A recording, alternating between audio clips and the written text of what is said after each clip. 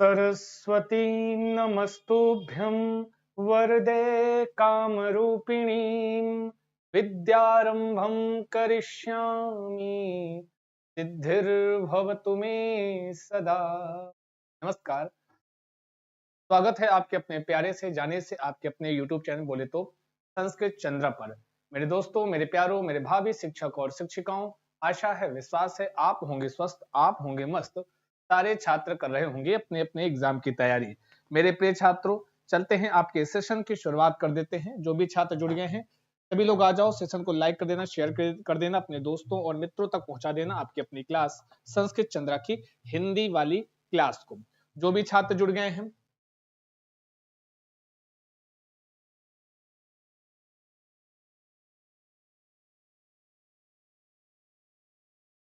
सभी का बहुत स्वागत है सेशन में। आ जाओ, फटाफट लाइक करते हुए आ जाओ जी।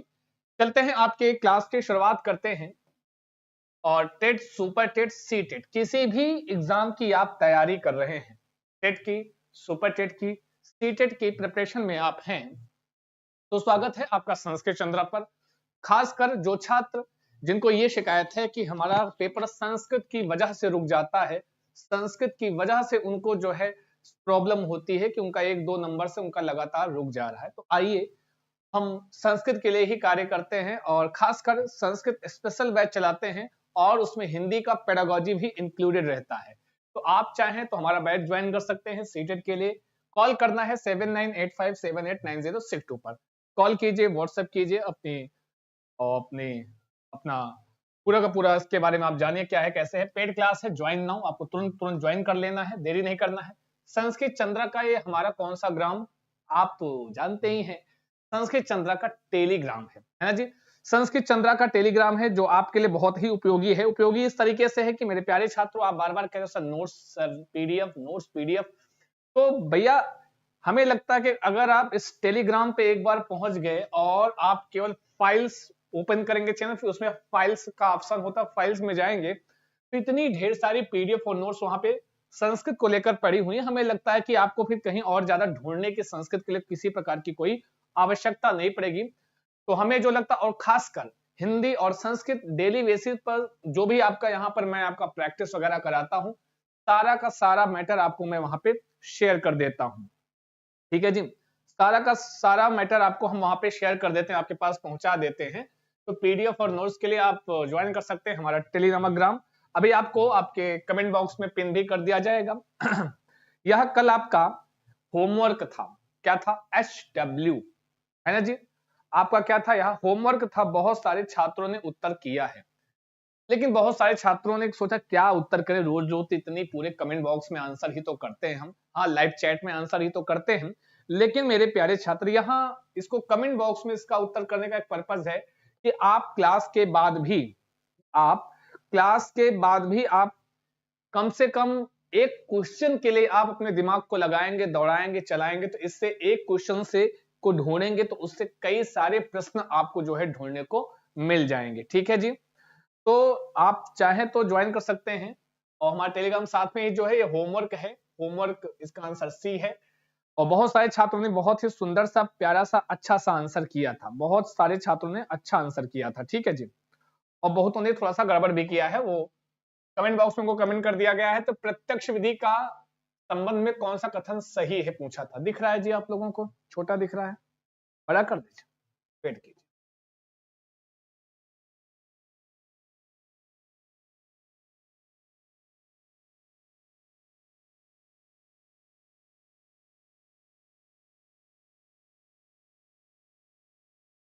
ठीक है, प्रत्यक्ष विधि के विषय में कौन सा कथन सही है यह पूछा था। तो प्रत्यक्ष विधि का उद्देश्य विद्यार्थियों को दैनिक स्थितियों में भाषा प्रयोग में मदद करना नहीं है, नेगेटिव हो गया। प्रत्यक्ष विधि का उद्देश्य विद्यार्थियों को केवल कक्षा में भाषा प्रयोग के लिए मदद करना है। अच्छा जी, प्रत्यक्ष विधि का उद्देश्य विद्यार्थियों को दैनिक स्थितियों में भाषा प्रयोग में मदद करना है। प्रत्यक्ष विधि का उद्देश्य विद्यार्थियों को पाठ्य सामग्री का अनुवाद करके भाषा का व्याकरण व शब्द भंडार के प्रयोग में मदद करना है। तो खासकर प्रत्यक्ष विधि जो होती है वह सुगम विधि कहलाती है, निर्बाध विधि कहलाती है। और प्रत्यक्ष विधि में तो इसमें जिन्होंने सी बताया था आंसर सही था कि प्रत्यक्ष विधि का उद्देश्य विद्यार्थियों को दैनिक स्थितियों में भाषा प्रयोग में मदद करना है। अच्छा, ए इसलिए नहीं सही होगा क्योंकि यह नेगेटिव है, नहीं है लिखा हुआ है। ठीक है, बी इसलिए सही नहीं होगा क्योंकि केवल शब्द आया है, केवल, मात्र, ये सब जब आ जाता है तो निगेटिव हो जाता है। ठीक है, और प्रत्यक्ष विधि का यहाँ इसमें अनुवाद, प्रत्यक्ष विधि में तो यही तो कभी नहीं करते हैं, प्रत्यक्ष विधि में अनुवाद कभी नहीं करना है, अनुवाद करते ही नहीं है। ठीक है, प्रत्यक्ष विधि में अनुवाद की बात है तो हमेशा वह ऑप्शन गलत होगा, याद रखिएगा जी, एकदम राइट आंसर था सी आपका। ठीक है जी, आइए, तो ध्यान लिखा है कि दिए गए गद्यांश को ध्यान पूर्वक पढ़िए तथा पूछे गए प्रश्नों के उत्तर दीजिए। ये जो ध्यान पूर्वक लिखा जाता है ना, ये ध्यान पूर्वक तो इसीलिए लिखा जाता है कि आप ध्यान पूर्वक पढ़िए, क्योंकि गद्यांश जब ध्यान पूर्वक पढ़ोगे तब आपका आंसर बहुत ही खूबसूरत सा आएगा, बहुत प्यारा सा आएगा, बढ़िया सा आएगा। ठीक है जी,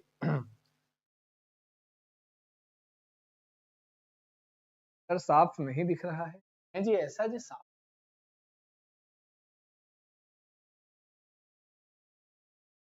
लॉजिक तो मेरे से चलो जी, बढ़ते रहो, जो भी छात्र हैं, जितने छात्र हैं सेशन में सभी का स्वागत पांडे जी।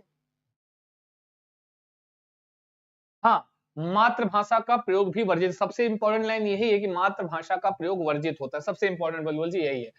कई लोगों को जरूरत ना होने पर भी चीजों को खरीदने और इकट्ठा करने की आदत होती है। ले तुम्हारे लिए है, सुन लो।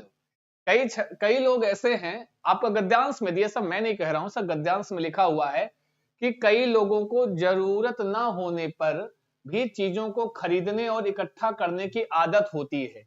यह आदत टीवी, समाचार पत्रों आदि के विज्ञापनों से बहुत प्रभावित होती है। बात तो सही है, आजकल मोबाइल पे इतना ज्यादा ऐड आ जाता है, इतना ज्यादा कि आप क्लिक किए उसके बाद फिर आपका मूड बन जाता कि नहीं इसको खरीदना चाहिए, है ना जी। चलते जी भाई, चलते रहो भाई, देखो सेशन को लाइक कर देना, ये आपकी जिम्मेदारी, नैतिक जिम्मेदारी है। थोड़ा सा और सेशन को लाइक कर दीजिए, बढ़ा दीजिए, है ना जी। बहुत प्रभावित होती है, समाज में बड़े पैमाने पर मौजूद इस स्थिति को उपभोक्तावाद कहते हैं। अब इसके ये उपभोक्तावाद की परिभाषा है, जो टीवी, समाचार पत्रों आदि के विज्ञान जो बहुत प्रभावित होती है, समाज में बड़े पैमाने पर मौजूद इस स्थिति को हम उपभोक्तावाद कहते हैं, कि जो हम टीवी और विज्ञापनों को देख देख कर, ऐड देख देख कर, हाँ इतने परसेंट ऑफ देखकर हम पहुंच जाते हैं ना मॉल, वो वाला उपभोक्तावाद के विस्फोट पर अब सवाल उठने लगे हैं, क्योंकि इसने पृथ्वी पर जीवन के अस्तित्व पर ही सवाल खड़ा कर दिया है। उपभोक्तावाद अति उपयोग, ध्यान दीजिएगा, अति उपयोग, बेहिसाब कचरा उत्पादन और प्रदूषण का दानव तेल संसाधनों की नींव पर खड़ा है। तेल अपने आप में कोई चिरस्थायी ऊर्जा स्रोत नहीं है, इन जीवाश्म ईंधनों ने बेहिसाब मात्रा में प्रदूषण पैदा किया है जो जीवन के विविध रूपों के लिए बेहद विनाशकारी है। तो ध्यान पूर्वक पढ़ना, क्योंकि अभी इसी को देख देख के आपको आंसर भी तो करना है जी, इसी को देख देख के आंसर भी करना है। चलते रहो, बढ़ते रहो, लाइक करते रहो, शेयर करते रहो, संस्कृत चंद्र की क्लास को देखते रहो, पढ़ते रहो जी। आगे बढ़ो जी, लाइक कर देना जी, बढ़ा दो, थोड़ा शेयर कर दिया करो भाई आप लोग जी। हाँ, थोड़ा सा अगर आप शेयर करोगे, आप बढ़ाओगे सेशन को, तो एक हौसला आता है आपको, क्लास है, एक मोटिवेशन मिलता है आपके लिए कुछ और यूनिक करने का, है ना जी। तो आपकी जिम्मेदारी भाई थोड़ा थोड़ा बढ़ा दो क्लास को। जो भी छात्र हैं, अभी भी लाइक्स भी कम है और आपकी उपस्थिति भी कम है। इसके मद्देनजर नई सदी में पश्चिमी जगत अपने भविष्य के लिए पर्यावरण की दृष्टि से भरोसेमंद और टिकाऊ विकल्पों के लिए विकासशील देशों की तरफ मुड़ रहा है, क्योंकि इन देशों में ऐसी ऊर्जा पद्धतियां ही जीवन का आधार रही हैं।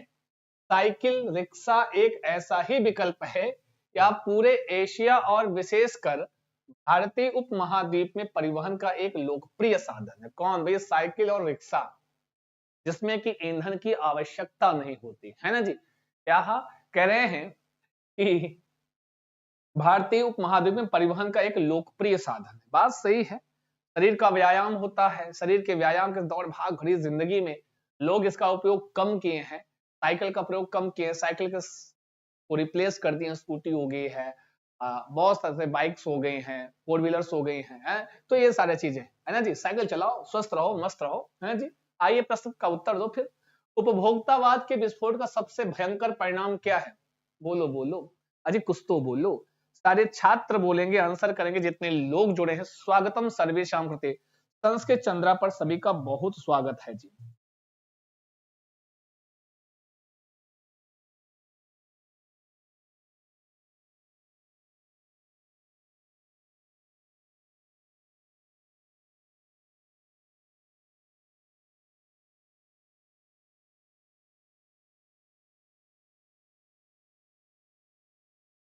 बताओ।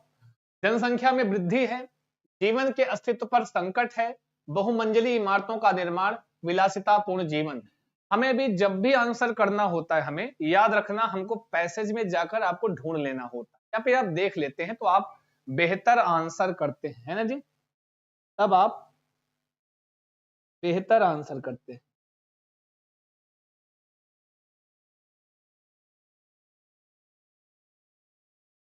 ठीक है जी।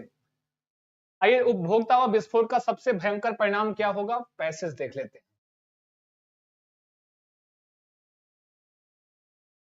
क्या उपभोक्तावाद है? उपभोक्तावाद के विस्फोट पर अब सवाल उठने लगे, क्योंकि इन्हें पृथ्वी जीवन अस्तित्व पर ही सवाल खड़ा कर दे। उपभोक्तावाद अति उपयोग, बेहिसाब कचरा उत्पादन और प्रदूषण का दानों तेल संसाधनों की नींव पर खड़ा। तेल अपने आप में कोई विशेष ऊर्जा स्रोत नहीं है। इन जीवाश्म ईंधनों से बेहिसाब मात्रा जो जीवन के विविध रूपों के लिए बेहद विनाशकारी है। ठीक है जी। आगे है कि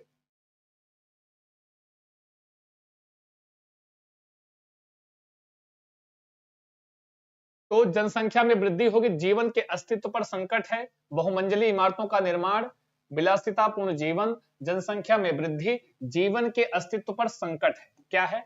जीवन के अस्तित्व पर संकट है। दूसरा आपका एकदम राइट आंसर है, बहुत बढ़िया उत्तर किया है जी। चलते रहो, बी, हाँ बिल्कुल B is the right answer, बहुत बेहतरीन और लल्लन टॉप उत्तर किया है ना जी। नेक्स्ट क्वेश्चन है आपका, उपभोक्तावाद किसे कहते हैं? आवश्यकता के अनुसार वस्तुएं खरीदना, अनावश्यक रूप से वस्तुएं खरीदना व संग्रहण करना, संसाधनों को साझा करना, संसाधनों का समुचित उपयोग। व्हाट इज उपभोक्तावाद की परिभाषा आपको पहले ही पैराग्राफ में दिया गया है। चलते रहो, बढ़ते रहो, लाइक करते रहो। दीप्ति भटनागर जी, या यशवी मौर्य जी, सत्या ओझा जी, संजय सिंह जी, नटकर जी, सभी का बहुत स्वागत है संस्कृत चंद्र पर। आइए, आओ आओ आओ, जल्दी बताओ, आओ और बताओ जी। वो आवश्यकता के अनुसार वस्तुएं जब खरीदते हैं तब उपभोक्तावाद है। अनावश्यक रूप से वस्तुएं खरीदना और उनको इकट्ठा करना, संग्रहण करना, है ना जी। बोलो बोलो।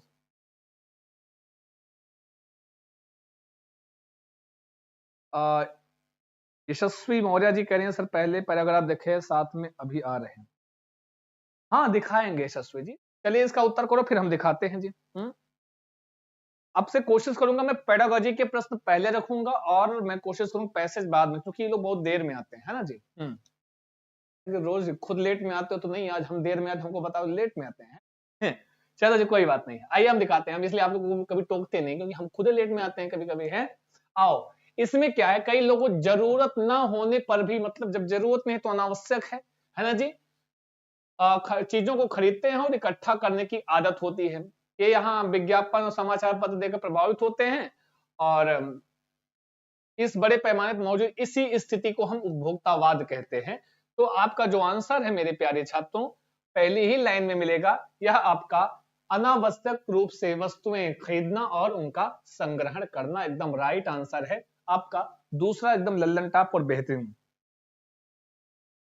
देव कुमार जी सर करें सर, प्लीज बताइए ना देव कुमार जी। ठीक है, आपका नंबर है, जब कभी हो आप फोन कर लीजिएगा। संग्रहण का सब रोहित जी करें सर, प्रचार आ जाता है, कहाँ प्रचार आ जाता है जी, मुझे तो नहीं आ रहा है मेरे को तो प्रचार नहीं आ रहा है, कैसा है मुझे नहीं आइडिया, फिर हाँ हो सकता है यूट्यूब का कोई नया फीचर हो। प्रचार को हटा दीजिए, मेरे को नहीं पता है। हाँ ठीक है, मैं दिखवा लूंगा कि प्रचार कैसे आ रहा है बीच बीच में, है दिखवा लूंगा जी जी। ठीक है, आपका ये सही है। पृथ्वी पर प्रदूषण का मुख्य कारक कौन सा है? जीवाश्म ईंधन, सौर ऊर्जा, पवन ऊर्जा, जल ऊर्जा। जल्दी बताएं, सारे छात्र बताएंगे जितने लोग जुड़े हैं पृथ्वी पर, फटाफट आंसर करेंगे जितने लोग हैं।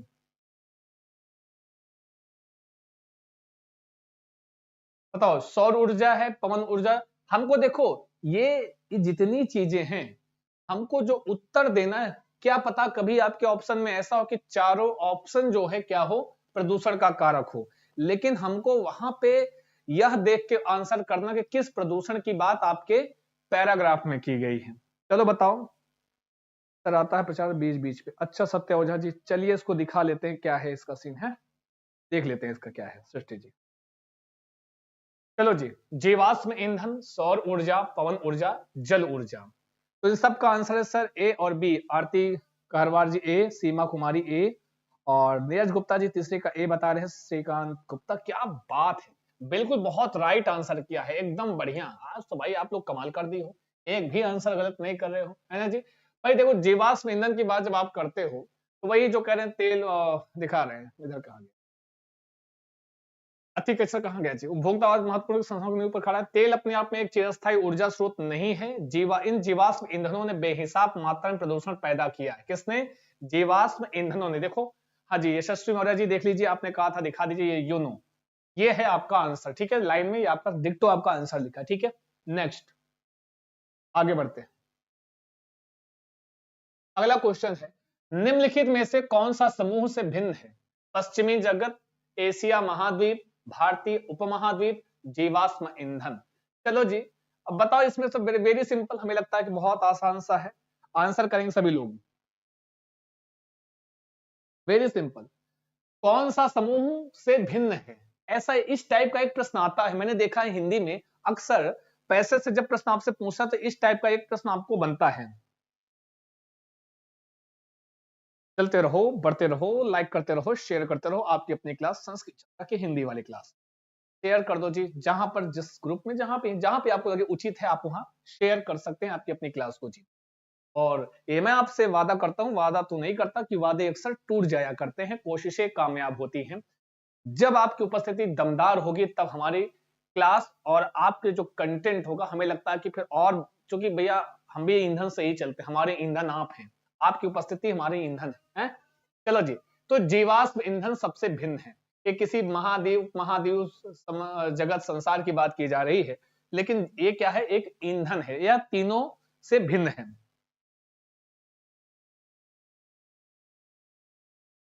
आगे चलो, बढ़ते रहो जी। नेक्स्ट क्वेश्चन, हमें टिकाऊ विकल्पों की ओर क्यों जाना होगा? अधिक उत्पादन के लिए, चिरस्थायी सुविधाओं के लिए, शक्ति व सत्ता के लिए, पर्यावरण संरक्षण के लिए। जल्दी बोलो, कुछ तो बोलो, सारे बोलो, प्रेम से बोलो जी। टिकाऊ चीजें, जो टिकाऊ चीज होती है उस पे उधर क्यों जाना चाहिए जी,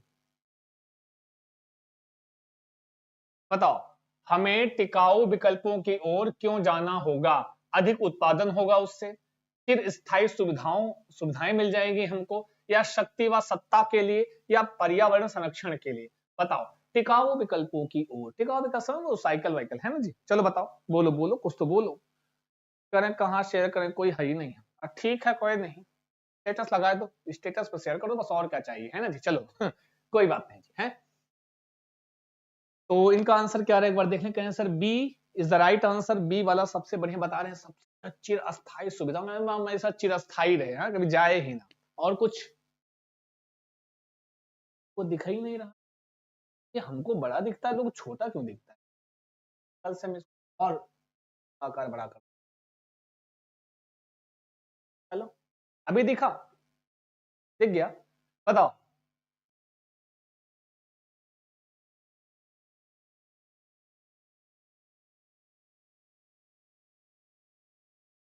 तो बताओ इसमें,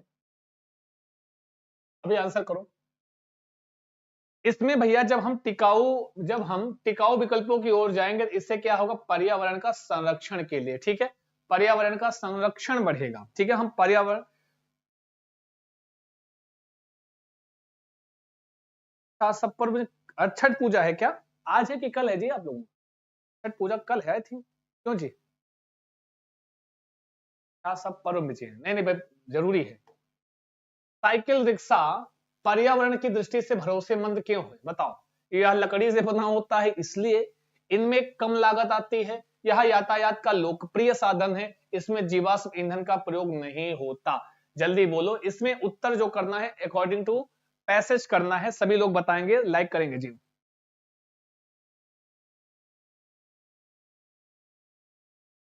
दिख रहा है, वो आंखी से सब दिख रहा है, बार बार इसको जूम करवाते हैं, चना बड़े आए खींच के मार देंगे, तुम्हारी आंखें में लग जाएगा, बड़े आए, सर दिख नहीं रहा है, काम करते हो हैं। आएंगे तो ना, समझ लेना, 4-5 कप चाय पी के आएंगे तुम्हारे घर में, बता दे रहे, समझे ना जी। बताओ पहले कौन सा सही है इसमें। कोई बात नहीं, छात्र हैं हमारे, छात्र हैं, परेशान कर लो जी, कोई बात, परेशान करो, परेशान करो, करो करो, है जी। बताओ कौन सा सही है। क्वेश्चन नंबर 6, सारे छात्र उत्तर करेंगे जितने डी और डी बता रहे हैं, सी बता रहे हैं, सब लोग डी और सी, डी और सी, ठीक है जी।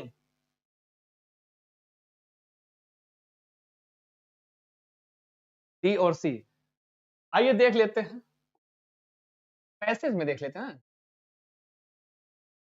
क्योंकि इन देशों में ऐसी ऊर्जा पद्धतियां ही जीवन का आधार, साइकिल रिक्शा एक ऐसा ही विकल्प है, यह पूरे एशिया और विशेषकर भारतीय महाद्वीप में परिवहन का सबसे एक लोकप्रिय साधन है। अच्छा, पूरा पढ़ना। और टिकाऊ विकल्पों के लिए विकासशील देशों की तरफ मुड़ रहा है, क्योंकि इन देशों ने ऐसी ऊर्जा पद्धतियां ही जीवन का आधार रही हैं। साइकिल रिक्शा एक ऐसा ही विकल्प है, यहां से देखो, ऊर्जा का जीवन का आधार रही है ना, विकासशील देशों में, क्योंकि इन देशों ने ऐसी ऊर्जा पद्धतियां ही जीवन का आधार रही है। साइकिल रिक्शा एक एक ऐसा ही विकल्प है। अब इसको इधर से जोड़ेंगे तो यह जो है, इनके में कई पश्चिमी जगह में भी पर्यावरण की दृष्टि से भरोसेमंद और टिकाऊ विकल्पों में से एक है, ठीक है जी। तो साइकिल रिक्शा मेरे प्यारे छात्र, अगर यहाँ पर आप उत्तर कर रहे हैं, है ना जी, कहाँ गया जी, जीवाश्म ईंधन का प्रयोग नहीं होता है, तो आप देखो इसके जस्ट पहले जीवाश्म ईंधन के क्षरण की बात की गई है। यहां देखोगे, जीवाश्म ईंधनों के बेहिसाब मात्रा में प्रदूषण पैदा किया, जो जीवन के विविध रूपों में के लिए बेहद विनाशकारी है। क्यों, क्योंकि हम लोग तेल संसाधनों का प्रयोग करते हैं, ठीक है। और उसी के जस्ट बाद ये साइकिल रिक्शा की बात की गई है। इससे क्या, क्यों क्यों यह लोकप्रिय है, क्योंकि इसमें जीवाश्म ईंधन की आवश्यकता नहीं होती है ना जी। इसलिए आपका ये सही है, D, D is the right answer, ठीक है। यहां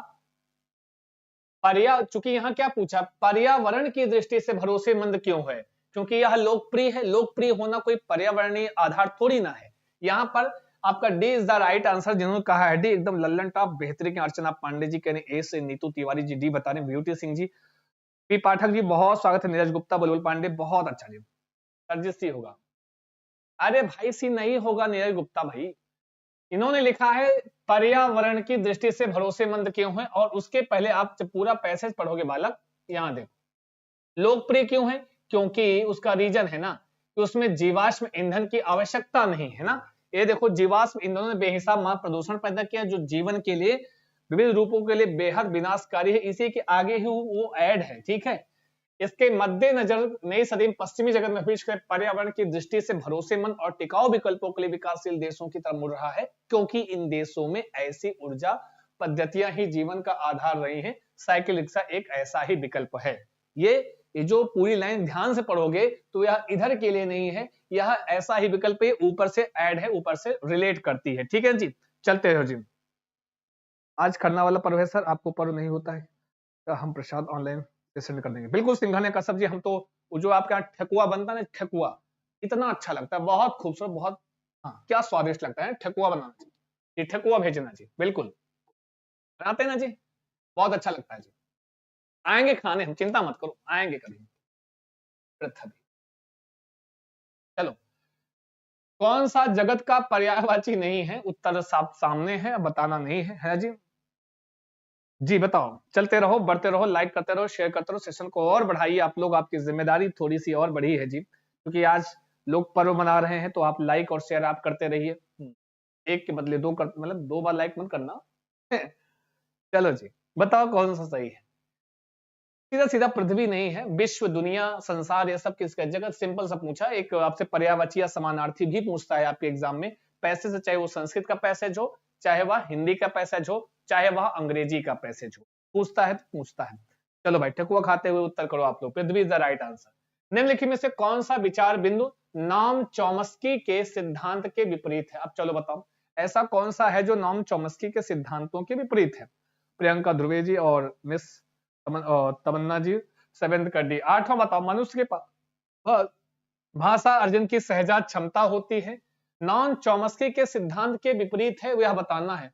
बच्चे अनुकरण एवं पुनर्बलन के माध्यम से भाषा सीखते हैं, भाषा अधिगम चुनौतीपूर्ण अवधि के दौरान होता है, सभी भाषाओं में कुछ सामान्य संरचनाएं और विशिष्टताएं होती हैं। जल्दी बोलो, कुछ तो बोलो मेरे प्यारे छात्रों।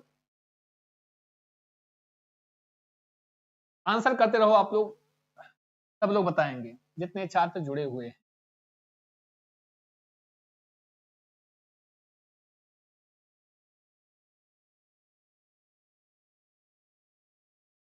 सारे छात्र बताएंगे कौन सा सही है। मनुष्य के पास भाषा अर्जन की सहजात क्षमता होती है, बच्चे अनुकरण एवं पुनर्बलन के माध्यम से भाषा सीखते हैं, भाषा अधिगम चुनौतीपूर्ण अवधि के दौरान होता है, सभी भाषाओं में कुछ सामान्य संरचनाएं और विशेषताएं होती हैं। पहला तो बिल्कुल रिलेट करता है चॉम्स्की महोदय से। हाँ, ये अनुकरण और पुनर्बलन तो आप जानते हैं, स्किनर महोदय हैं। भाषा अधिगम चुनौतीपूर्ण अवधि के दौरान होता है, बिल्कुल। सबसे चुनौतीपूर्ण अवधि कौन सी होती है? तो बालक की जो बाल्यावस्था होती है, ठीक है, उसके दौरान ही आप भाषा का अधिग्रहण करते हो। कुछ सामान्य संरचनाएं और विशिष्टताएं होती, बिल्कुल सही है। तो यहाँ पर अगर हम विपरीत की बात करें तो आपका B is the right answer है, बी वाला सही है, मतलब दूसरा आंसर एकदम राइट है, एकदम सही है। बार बार प्रचार आ रहा है, अच्छा ठीक है, इसको मैं दिखवा लूंगा ऐसा क्यों हो रहा है, ठीक है जी, इसको मैं दिखवा लूंगा क्या प्रॉब्लम है इसमें, मुझे भी नहीं पता है क्या है मेरे में तो, लेकिन प्रचार तो नहीं आया हमारे में, बिल्कुल कोई प्रचार नहीं आया है, पता नहीं कैसे, है ना। ठीक है, फिलहाल इसको हम दिखवा लेंगे। द्वितीय भाषा के रूप में अंग्रेजी सीख रहे बच्चों को शब्द संपदा तथा वर्तनी सिखाना, ये कई बार कई तरीके से पूछता है।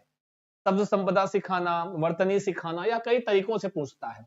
अंग्रेजी सीख रहे बच्चों को शब्द संपदा तथा वर्तनी सिखाने के लिए कौन सा सबसे अधिक प्रभावशाली उपकरण? जब आपके क्वेश्चन में मैंने बार बार आपको समझाया कि जब कभी ऐसा लिखा रहे सर्वाधिक, सबसे अधिक, सबसे न्यून, सबसे कम, तो इसका मतलब कहीं ना कहीं चारों ऑप्शन आपको सही नजर आएंगे, लेकिन उसमें जो सबसे ज्यादा वाला सही होगा वो आपको करना है।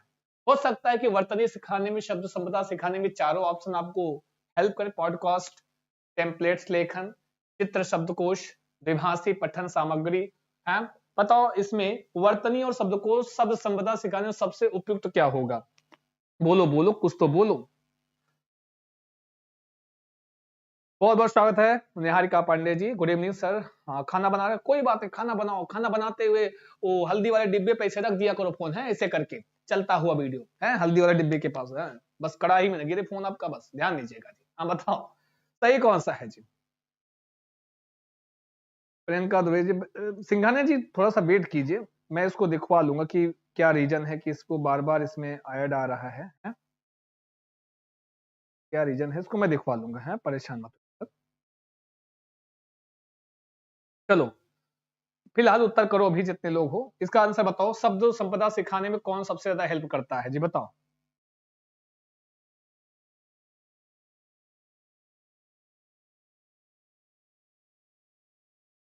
बताओ भाई, चित्र शब्दकोश अगर आप बता रहे हो, चित्र शब्दकोश, चित्र शब्दकोश समझ में क्या होता है? चित्र शब्दकोश, चित्र शब्दकोश वही जैसे आप देखते हो छोटी कक्षाओं में क्या होता है, जैसे आम बना है, बना रहे हैं आम, आम बनेगा, जो भी बनेगा देख लीजिए, खा लीजिएगा, बस है तो भी चलो आम नहीं बन पाएगा,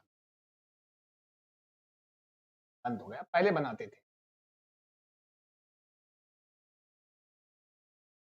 माना आम है, लोगों आम बन गया जी है, थाली में लगा हुआ है, आम है और नीचे लिख दिया गया आम, ठीक है, या मैंगो, अंग्रेजी क्या अंग्रेजी ना, तो हाँ मैंगो, मैंगो लिख दिया गया, अंग्रेजी सिखा रही है ना जी, अंग्रेजी सीख रहे।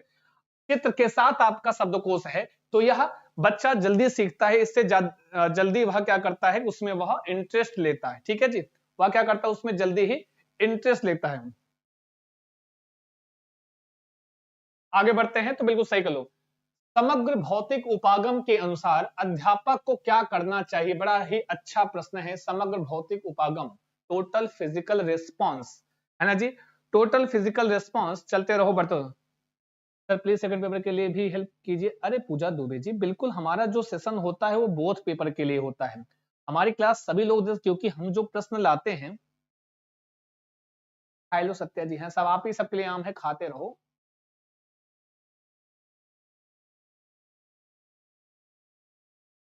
ऐड इतना क्यों आ रहा है भाई आप लोगों में?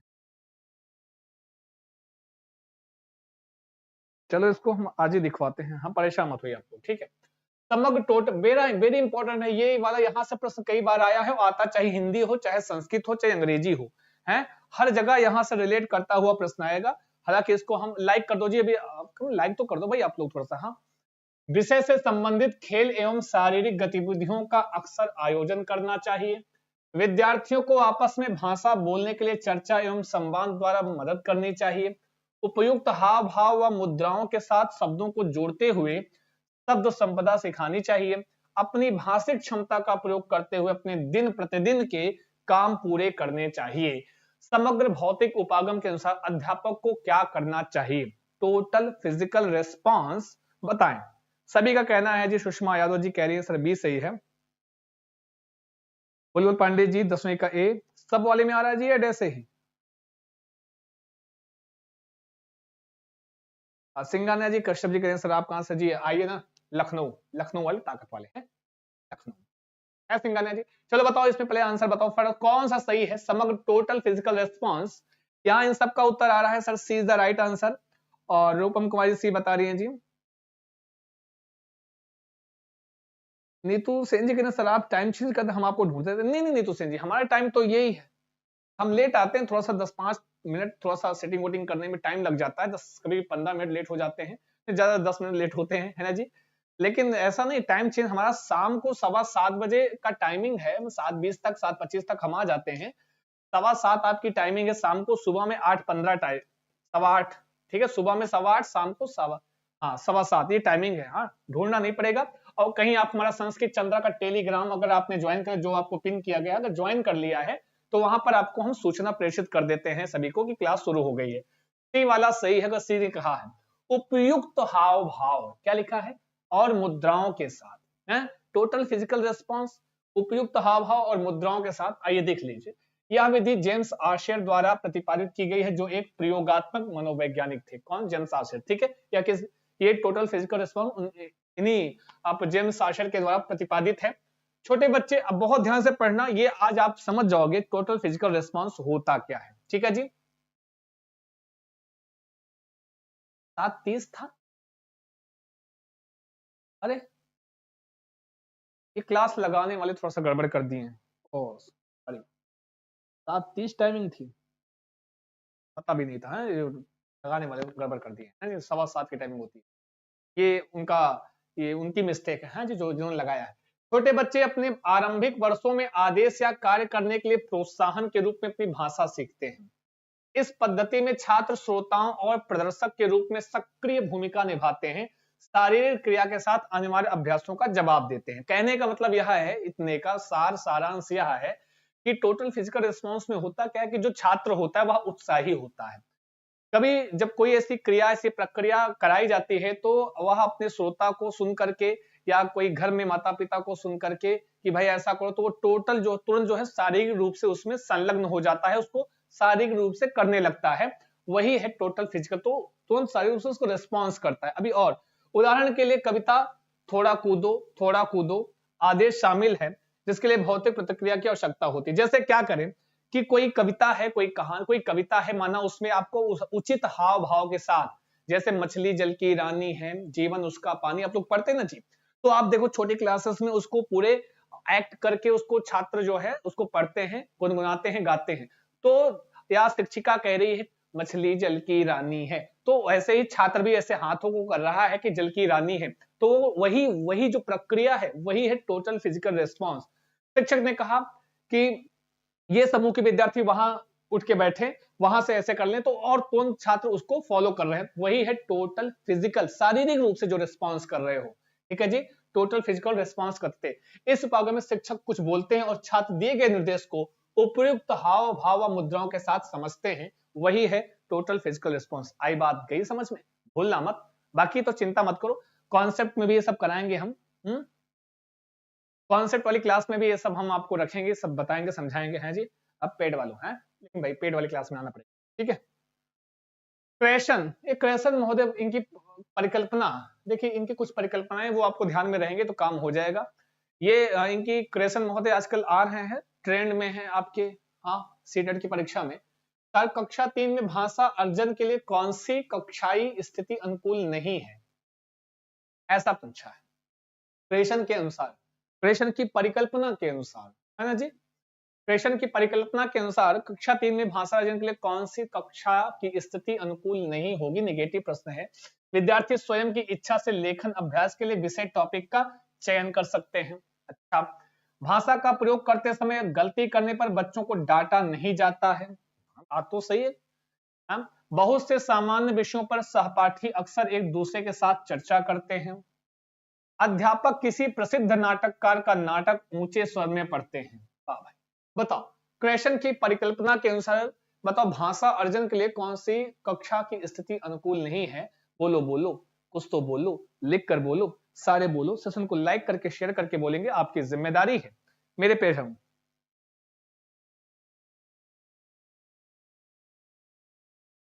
जी, मैं तो 2 बार, ये ललिता यादव खींच के मार देंगे, लग जाएगा तुमने हमारा फोन, बता दे रहे 2 बार लाइक कर दे, एक बार करो जी, पर्याप्तम वर्तते अस्तु।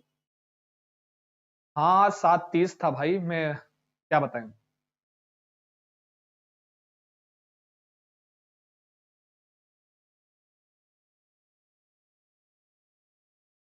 वाह,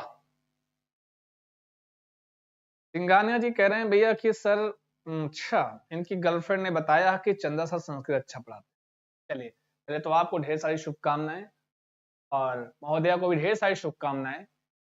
अच्छा हुआ कहीं से अच्छी चीज आपको पता चली, बहुत बहुत शुक्रिया आप आए सिंघानिया कश्यप रोहित जी, बहुत स्वागत है।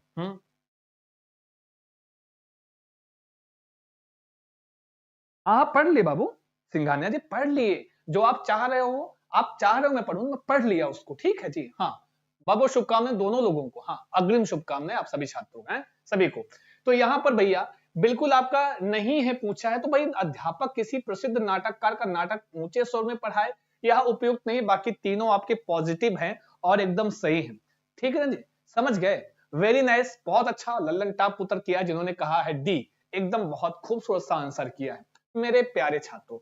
भाषाविद स्टीफन क्रेशन जो हैं ये, इनके कई सारे आप देखोगे तो इनसे रिलेट करते हुए कई सारे क्वेश्चंस आपके एग्जाम में आए हुए हैं। ठीक है जी, कई सारे क्वेश्चन इसमें आए हुए हैं, है ना जी। बिल्कुल मुस्कुराइए, आप संस्कृत चंद्रा पर हैं, और हमेशा हमारी क्लास में आंखों से आंसू गिराते हुए मत पढ़ना, मुस्कुराते अच्छी से स्माइली के साथ पढ़ना, है ना जी। द्वितीय भाषा अधिग्रहण का सिद्धांत, ठीक है ना, प्रतिपादित किया जिसमें उन्होंने 5 मुख्य परिकल्पनाओं का प्रस्ताव रखा है। ये 5 परिकल्पनाएं याद रखना, आपसे कभी कभी आपसे पूछ लेता है, कभी कभी आपसे एग्जाम में संस्कृत भाषा में पूछा हुआ है, यहां से प्रश्न संस्कृत में प्रश्न आया हुआ है जी। पहली है भाई निवेश परिकल्पना कहते हैं, जो आपको तो अवबोध निविष्टि, आप कहते नहीं पढ़ते हो, बार बार आया है संस्कृत में, वो हिंदी में भी आया है अवबोध निविष्टि, हाँ अवबोध प्रविष्टि ऐसे करके आया है, किम वर्तते, हाँ तो वो वाला भी इन्हीं से संबंधित है, मैं बार बार आपको बताया भी हूं। एक्वेजिशन लर्निंग परिकल्पना, ये भी आपकी स्टीफन क्रेशन की है। नेचुरल ऑर्डर परिकल्पना, यह भी पूछा है संस्कृत भाषा में। प्राकृतिक क्रम परिकल्पना पूछा है, वही है नेचुरल ऑर्डर, ठीक है जी। या पूछा हुआ है आपसे, ठीक है, यह आपके एग्जाम में पूछा हुआ है संस्कृत वाले में कि किसने प्रतिपादित किया, तो स्टीफन क्रेशन महोदय ने प्रतिपादित किया है। तो हिंदी पढ़ोगे संस्कृत पढ़ोगे लाभ बहुत होगा बालक, समझ लेना। मॉनिटर पेड वाली क्लास में, ठीक है ना जी, वहां पर इन पर आने से परिचित कराने का सबसे कम प्रासंगिक उद्देश्य कौन सा है, सब कम। हाँ? ये जो लिखा हमने कहा सबसे ज्यादा, सर्वाधिक, सबसे कम, सबसे न्यून, विशेष ध्यान देना ऐसे शब्दों पर जब प्रश्न में ऐसा शब्द रहे तब। अनिता जी के सर आपकी क्लास बहुत अच्छी होती है और समझ भी आता है। शुक्रिया अनिता जी, बहुत बहुत धन्यवाद, शुक्रिया, बहुत बढ़िया जी। हाँ हाँ सालू यादव जी, हाथी आया बिल्कुल, बहुत बढ़िया जी, स्वागत है सभी का, आओ आओ लाइक कर दो, इधर आओ, इधर आओ, और इधर आओ। लाइक का सासू माँ करेंगी, चुप्पे सेशन को लाइक करो, खींच के मार देंगे, लग जाए तुम्हें बता दे, आएंगे गूठा पकड़ के लाइक कराए, चुप्पे लाइक करो क्लास को, लाइक करने शर्माते हैं लोग, है ना जी।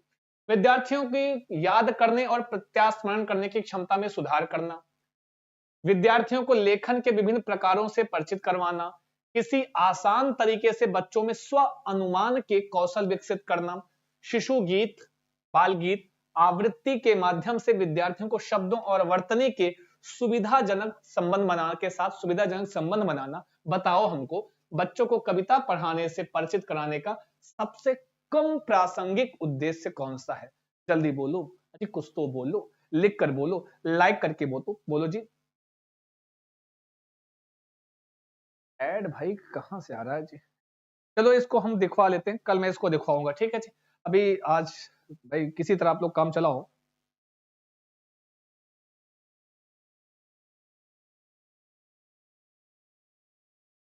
चलो जी बढ़ते रहो, चलते रहो, बढ़ते रहो, पढ़ते रहो, लाइक करते रहो जी। बताओ सबका आंसर क्या आ रहा है जी, लेकिन कुछ लोगों ने आंसर किया है जी। सत्या ओझा जी सर, आप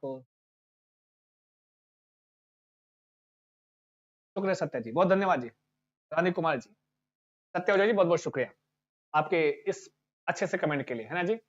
आपके कमेंट हमारे लिए ऊर्जा होते हैं, हमारे लिए मोटिवेशन होते हैं, ठीक है जी। तो ए सही है, अगर आपने ए कहा है तो ए इज द राइट आंसर है।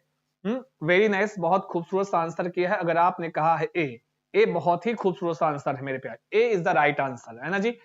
ए सही है, ए डी बता रहे रूपम जी, डी नहीं सही है, ए राइट है। हाँ, एक को एकदम लॉक कर, अलीगढ़ का ताला लगा दिए हम श्लोक जी, बहुत बढ़िया जी। विद्या कभी भी याद करने की कम, सबसे कम प्रासंगिक उद्देश्य क्या, याद करना, प्रत्यास्मरण कराने की क्षमता में सुधार करना, तो ये आपका सही। नेगेटिव का भाई नेगेटिव होता है, याद रखना, ठीक है जी।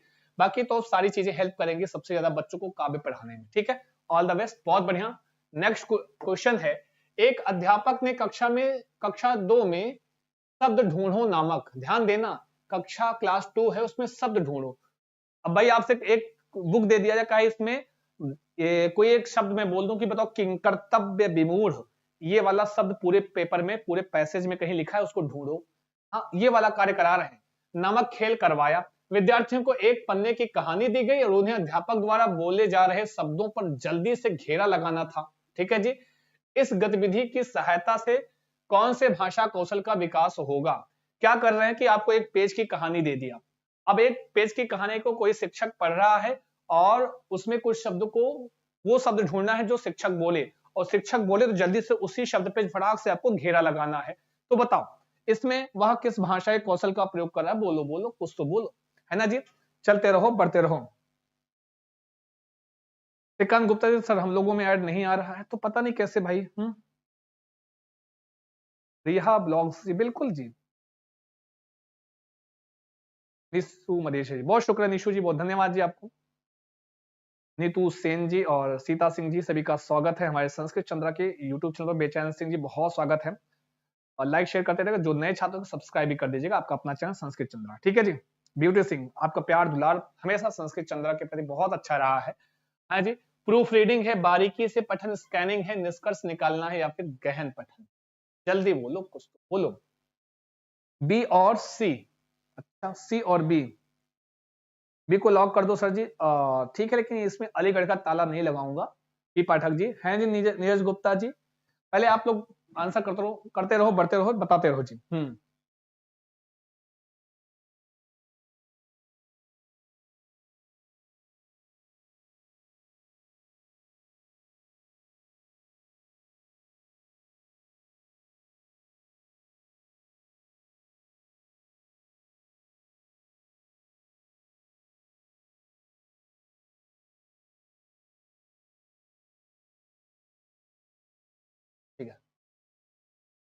ये क्या होगा, आंसर क्या कर रहे हैं लोग, करें डी सही है। अच्छा ध्यान देना जी मेरे प्यारे छात्रों, यह है आपका स्कैनिंग गहन पठन। तो ज्यादातर छात्र कह रहे हैं जी बी, तो हम भी बी की तरफ जाएंगे। जब आप कह रहे हो बी तो हम काहे लिए मना करें। हाँ जब आप कह रहे हो B is the right answer तो बिल्कुल रिया ब्लॉग से, thank you ji, thank you thank you. Riya ji स्वागत है, डेली आइए क्लास में, सुबह में 8:15 पे संस्कृत और शाम में 7:15 पे हिंदी, ठीक है रिया जी। आइए बारीकी से पठन स्कैनिंग कहलाएगा, स्कैन करके केवल वह उसी को ढूंढ रहा है जो उसको चाहिए, ठीक है। वह पूरा गहन पठन नहीं कर रहा है कि एक एक शब्द, वह विशेष आवश्यकता है कि एक एक शब्द कोई को मतलब पूरा पढ़ा, नहीं नहीं, वो सरसरी निगाह मार रहा है, ऐसे स्कैन कर रहा है फटाफट फटाफट, कहाँ है जो किसी ने बोला, शिक्षक ने बोला किम कर्तव्य विमूढ़, जैसे किसी ने बोला कि गतिविधि, आपने फटाफट ऐसी ऐसी नजर घुमाई पूरे पैसेज पे, गतिविधि ऐसे और लाइन टू लाइन नहीं पर गतिविधि फटाक से गोला कर दिया, ये है आपका स्कैनिंग, बारीकी से पठन, ठीक है। ये इसके बारे में थोड़ा जान लेते हैं। केवल जल्दी जल्दी किसी लेख विषय वस्तु पर सूचना ग्रहण करने के उद्देश्य से नजर डालना स्किमिंग सरसरी तौर पर पढ़ना है, ठीक है जी। तथा लेख के विशेष तथ्यों को समझने के लिए गहन पठन स्कैनिंग बारीकी से पठन कहा जा सकता है। ध्यान देना गहन पठन है, वैसे दोनों ही तेज गति से पढ़ने की तकनीक है, दोनों ही तेज गति से पढ़ने की तकनीकें हैं जो बहुत सारी विषय वस्तु को बहुत तेजी से पढ़ने में सहायक होती है। दोनों की विधि एक से है परंतु उद्देश्य दोनों के अलग होते हैं। ध्यान देना थोड़ा सा यहां पर गहन पठन इधर कर लो जी, ये गहन इसमें हो जाए, ठीक है। स्कैनिंग बारीकी से पठन क्या होता है कि इसमें हम पूरे पाठ्य वस्तु पर सरसरी निगाह दौड़ा के केवल एक ही बिंदु को पकड़ते हैं, है ना जी, और जो जो हमको बोला गया है, ठीक है जी, बाकी जैसे हमको संपूर्ण पाठ का को एक बार में समझ लेना है तो स्कीमिंग होता है, सरसरी तौर पर पढ़ना होता है कि हमको प्रत्येक लाइन सरसरी तौर पर पढ़ना। जैसे आप एग्जाम टाइम में जब आपको एग्जाम देने जाना होता है, पता लगा एग्जाम पर्ची लेके जाते हो आप, है रास्ते में पढ़ते हुए, अच्छा अच्छा फटाफट लाइन टू लाइन पढ़ देते, इनकी परिभाषा इनके अनुसार ये फटाफट पूरी लाइन लेकिन पढ़ते हो, है ना जी, वो है सरसरी तौर पर पढ़ना, ठीक है। गहन पठन स्कैनिंग है, बारीकी से पठन है आपका, ठीक है जी, तो कर लो जी सही, बिल्कुल लल्लन टाप पर बारीकी से पठन स्कैनिंग है, ठीक है जी। आगे चलते हैं नेक्स्ट, राष्ट्रीय पाठ्यचर्या रूपरेखा 2005 के अनुसार बहुभाषिक कक्षा में, किस क्लास में, बहुभाषिक कक्षा में अध्यापन करते समय अध्यापक को कौन चाहिए का सिद्धांत ध्यान में रखना, कौन चाहिए, हाँ अध्यापक को कौन चाहिए, कौन सा प्रश्न चाहिए। बच्चों को भाषिक निपुणता अधिक से अधिक अवसर देने से समृद्ध होती है, हाँ कक्षा में भाषिक विविधता किसी भाषा के अध्यापन में अवरोध पैदा करती है, भाषिक निपुणता अधिक से अधिक अवसर देने से समृद्ध होती है। अच्छा लेकिन ध्यान रखना है, आप राष्ट्रीय पाठ्यचर्या 2005 को अपने ध्यान में रखकर आंसर करना है। कक्षा में भाषिक विविधता किसी भी भाषा के अध्यापन में अवरोध पैदा करती है, गलत है। बच्चे ड्रिल और अतिशय अभ्यास से सीख पाते हैं, ऐसा कुछ नहीं कहता राष्ट्रीय पाठ्यचर्या 2005। भाषा बच्चे की सांस्कृतिक और सामाजिक अस्मिता से बनती है। हालांकि अभी इसको कल भी मैंने आपको पढ़ाया है, इसी से देखो उत्तर प्रश्न ऐसे ही था लेकिन विकल्प अलग हैं और प्रश्न पूछने का तरीका अलग है, बाकी चीजें यही थी जी। 14वें का ए बता रहे हैं सब लोग, नहीं जी, बच्चों की भाषिक निपुणता अधिक से अधिक अवसर देने की, देखो हमको राष्ट्रीय पाठ्यचर्या 2005 के अनुसार आंसर कर, कल भी मैंने बताया था, कल तो केवल एक शब्द आया था अस्मिता, है ना जी, याद रखो कल का वीडियो देख लेना, उसमें मैंने आपको समझाया है अस्मिता, वह एक ही इसमें पूरी लाइन दी गई है, उसमें केवल क्या प्रयोग हुआ था, अस्मिता शब्द प्रयोग हुआ था। राष्ट्रीय पाठ्यचर्या 2005 के विषय में सत्य है ऐसा कुछ पूछा गया था, तो अस्मिता शब्द, तो भाषा बच्चे की सांस्कृतिक और सामाजिक अस्मिता से बनती है, बिल्कुल आपका D is the right answer. कभी भी अब ऐसा प्रश्न आए तो आपको याद रखना ये शब्द, ये इसका समझ लो हम कीवर्ड कह सकते हैं। राष्ट्रीय पाठ्यचर्या 2005 का यह एक कीवर्ड यह भी है स्मिता, यह शब्द कई बार आया है, कल के प्रश्न में भी था एक, आवाज भी है, ठीक है जी, कर लो जी, डी को एकदम लॉक कर दिए हैं, एकदम लली गड़ा ताला लग गया है जी। चलते रहो, बढ़ते रहो, लाइक करते रहो, शेयर करते रहो जी। सभी को पर्व की ढेर सारी शुभकामनाएं। श्रीमती विजय लक्ष्मी, वाह क्या बढ़िया नाम है, क्या अध्यापिका है। श्रीमती विजय लक्ष्मी ने कक्षा 5 के विद्यार्थियों को स्वयं पर निबंध लिखने के लिए कहा कि भाई स्वयं पर निबंध लिखो। इस प्रदत्त कार्य के बाद कौन सा प्रश्न आकलन अधिगम के रूप में इस गतिविधि के संदर्भ में सबसे अधिक सहायता करेगा, कौन सा प्रश्न, ध्यान देना, जैसे मैं आपसे कहूं कि आप स्वयं पर एक निबंध लिखिए, फिर आपके उस जो आपने लिखा होगा, समझा होगा, उसका अधिगम का जो आपने सीखा उसका आकलन करने के लिए हम आपसे कौन सा प्रश्न करें जो सबसे उचित होगा, बताइए। आप वो और आपकी मित्र एक दूसरे से किस प्रकार से भिन्न हैं? आप और आपकी मित्र एक दूसरे से किस प्रकार से भिन्न हैं? ऐसा प्रश्न करना उचित है। दिए गए बिंदुओं की सूची पढ़ो और जांचो कि तुमने अपने निबंध में किन बिंदुओं को शामिल किया है। अच्छा, तुम्हारी सर्वाधिक प्रिय गतिविधि कौन सी है? आपने यह कैसे निर्णय लिया कि आपके बारे में कौन सी बात निबंध में आनी चाहिए? देखो, बहुत ही ये सिस्टमेटिक प्रश्न है, बहुत ही थोड़ा सा सोचोगे तो अच्छा आंसर करोगे इसका जी। चलो जी, बी और डी और बी। क्वेश्चन नंबर 15 का जल्दी आंसर करें, कौन सा बता रहे हैं लोग जी? जी, क्वेश्चन नंबर 15।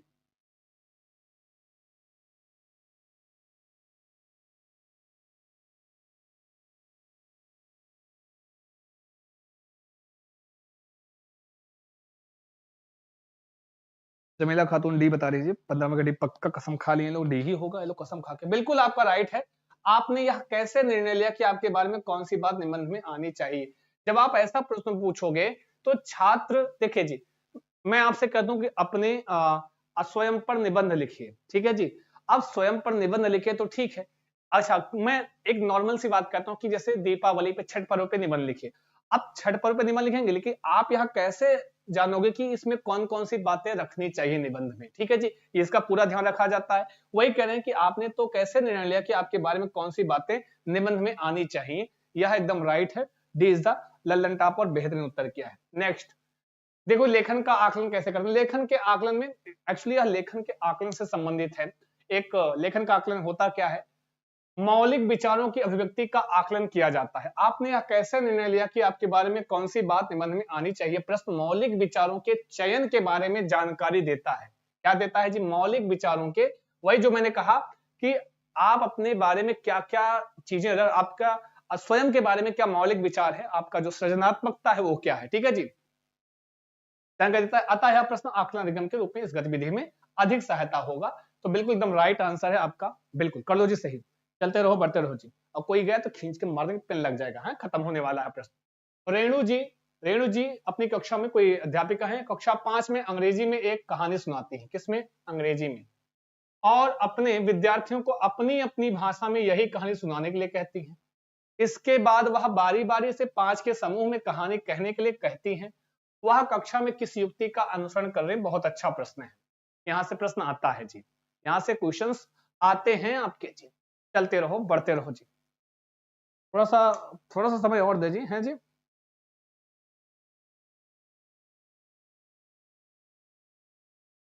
गीता बघेल जी, नीरज भाई आज सचिन सर की क्लास है। ठीक है जी। अच्छा जी, चलो उत्तर करो। प्रिया यादव जी, हेलो हेलो, स्वागत है प्रिया जी। लाइक कर सबको लाइक करते हुए। पिंकी कुमार जी ए बता रही हैं, भाई बहुभाषिकता है, द्विभाषिकता है, ट्रांसलैंग्वेजिंग है, या समूह कार्य है? बताओ, आंसर करो फिर बताएं। क्या है? वह अंग्रेजी में एक कहानी सुनाती है, फिर कहती है, क्या कहती है? अपनी भाषा में वह कहानी कहे। हाँ, कहती है इसके बारी बारी 5-5 के समूहों में कहानी कहने, कहती है वह कक्षा में किस युक्ति को, is the right answer, translanguaging को वह बढ़ावा दे रही है। किसको जी? ट्रांस लैंग्वेजिंग को बढ़ावा दे रही है जी। नहीं, ए को लॉक नहीं करना है, बहुभाषिकता नहीं है। वह अंग्रेजी में सुना रही है, फिर कह रहे अपनी अपनी भाषा में आप लोग कहो। अंग्रेजी में वह पहले अंग्रेजी भाषा में सुनाई, जैसे मैं आपको कुछ संस्कृत में सुनाऊं, मैं कहूं कि वह उस भाव को, उस कहानी को आप अपनी भाषा में कहें, हिंदी में या उर्दू में, तेजस्वी भाषा में। एक भाषा से दूसरी भाषा में जाना वो कहलाता है। और इसी को हिंदी में क्या कहते हैं या संस्कृत में कभी लिख के आता है? भाषांतरणम। क्या लिख के आता है ये भी जान लो, भाषांतरणम। कभी कभी भाषांतरण लिखा है तो उसका मतलब ही होता है ट्रांसलैंग्वेजिंग, भाषा का अंतर, एक भाषा से दूसरी भाषा में जाना। विभिन्न भाषा के साथ तुलना करना और उनका प्रयोग कराना ट्रांसलैंग्वेजिंग लचीला बहुभाषावाद है। या कैसा है? इसको हम लचीला बहुभाषावाद कहते हैं। ये फ्लेक्सिबल होता है ना जी। कि बहुभाषावाद मतलब हो सकता है एक भाषा से अंग्रेजी भाषा में, उर्दू भाषा में, या और मलयालम में, किसी भी भाषा में चले जाना। और अब ये 5 कक्षा में विद्यार्थी तो हो सकता है अपनी उसने कहा कि अपनी अपनी भाषा में जो अंग्रेजी कहानी बोली उसको अपनी अपनी भाषा में कहो। तो हो सकता है कोई संस्कृत में कहे, कोई उर्दू में कहे, कोई मलयालम, कोई तेलुगु में कहे। तो एक इस प्रकार से बहुभाषावाद भी हो गया, साथ में यह ट्रांस लैंग्वेजिंग, चूंकि एक भाषा से दूसरी भाषा में जाना, इज कॉल्ड, आपका क्या कहलाएगा, भाषा अंतरणम, और ट्रांसलैंग्वेजिंग बहुभाषावाद का ही एक परिणाम है। बिल्कुल बात सही है, यह भी एक बहुभाषावाद का परिणाम है, एकदम राइट आंसर है आपका। ठीक है जी, चलते हैं। भाषा सीखने और भाषा अर्जित करने में अंतर का मुख्य आधार, ये आई थिंक रिपीटेड क्वेश्चन है, कल भी आया था ना जी। भाषा सीखने और भाषा अर्जित मतलब अधिगम और अर्जन में अंतर, भाषा का परिवेश, किसके आधार पर करते हैं अंतर हम, भाषा के परिवेश के आधार पर। बस एकदम लास्ट क्वेश्चन है, बस थोड़ा देर और वेट करें आप जी, संगीता सेन जी। चलते रहो बढ़ते रहो जी। नेक्स्ट क्वेश्चन, ये होमवर्क है, बस खत्म हो गया जी, कोई बात नहीं, समाप्तम जातम, है ना जी, समाप्त हो गया है। कौन सा क्वेश्चन समझ में नहीं आया जरा बताएं। संगीता जी कौन सा, रानी कुमारी जी ये बता रही है, बहुत स्वागत है, सालू यादव जी, परवीन। इसका आंसर आपको कमेंट बॉक्स में करना, मैं आप सबका कमेंट विजिट करता हूं, तो अपने ओरिजिनल नाम से आप लोग करोगे तो मैं कोशिश करूंगा, फिर आपको यहाँ मैं दिखाऊंगा भाई आपको कि आपके कमेंट्स क्या क्या आए हैं। हाँ जी, सही वाले देखो, परेशान मत हो। खाना बनाना है तो जाओ बिल्कुल भोजन बनाइए। हाँ, इसका आंसर यहाँ नहीं करना है, कमेंट बॉक्स में क्लास के बाद करना है। संस्कृत चंद्रा का या टेलीग्राम है, अगर किसी को सूचना माना नोटिफिकेशन आपका यूट्यूब नहीं भेजता है, तो हम इधर से आपको टेलीग्राम पे हम अपनी नोटिफिकेशन शेयर कर देते हैं, भेज देते हैं, और वहां पर आपको हमारे क्लास की सूचना मिल जाती है, या पीडीएफ जो भी होती है। अभी इस क्लास की पीडीएफ, सुबह वाली क्लास की पीडीएफ आपको पहुंच गई है, इस क्लास की भी पीडीएफ अभी आपको हम शेयर कर देंगे। तो इसके लिए हमारा, लेकिन आपको संस्कृत चंद्रा का कौन सा ग्राम, टेली नामक ग्राम, जो कि आपको पिन किया गया है, उसको ज्वाइन कर लीजिए, या नीचे डिस्क्रिप्शन बॉक्स में है, या कैपिटल लेटर में आप टाइप करके सर्च भी कर सकते हैं। बहुत बहुत शुक्रिया जुड़ने के लिए। अगर आप संस्कृत चंद्रा की पेड क्लास पढ़ना चाहते हैं, संस्कृत भाषा सीखना चाहते हैं, बेसिक से पढ़ना चाहते हैं, अच्छा समझ कर पढ़ना चाहते हैं, तो हम आपका स्वागत करते हैं आपके अपने पेड क्लास में सीटेड के लिए। कॉल करना है 7985789062 पर कॉल कर लीजिए, व्हाट्सएप कर लीजिए, यहीं पर आपको आपके क्लासेस, आपको पूरा प्रोसेस समझा दिया जाएगा, आप ज्वाइन कर सकते हैं संस्कृत चंद्रा। लेते हैं आपसे विदा, नमस्कार, शुभम भूयास सर्वदा, स्वस्थ रहें, मस्त रहें, व्यस्त रहें, करते रहें एग्जाम की तैयारी। All the best, thank you so much everyone, धन्यवाद जी, शुक्रिया। क्लास कैसी लगी लास्ट में कमेंट जरूर कीजिएगा आप सभी छात्र। काव्या दुबे जी सेकंड पेपर के लिए भी यह क्लास आपकी है, ठीक है जी, थैंक यू।